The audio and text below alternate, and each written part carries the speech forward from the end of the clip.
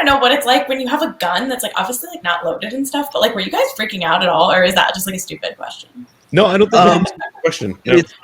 It's a great question. It's something that is very, very important on every set I've ever been on where I've had a weapon. There's someone who's just in charge of that weapon. They come on the set. They show everybody that it's not loaded. They show everybody that it's, that it doesn't even have a blanket. There's nothing in the chamber. Everybody has, there's a safety meeting. It's very, very important thing that they do. In fact, I just did a self-promotion here. I played a guy on SWAT who goes crazy and kills a bunch of people. So imagine that. Yeah. And that's going to be on this season. But here I am with a gun again on a set. Same thing. They come and they show everybody that it's not loaded. And then there's conversely, when you're shooting blanks, it's a whole other meeting you have to have. Mm. I'm curious for Trevor on that same note. When Paige Moss was here on the show, she played Tara in season 6.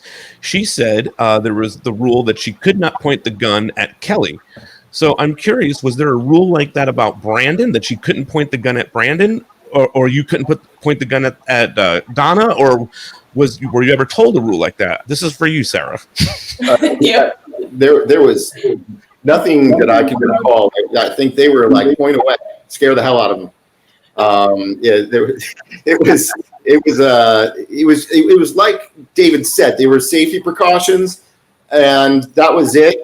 And beyond that, they wanted it to look real as possible. So yeah, I did a lot of pointing, if I recall correctly. Yeah, I think Art might have something here.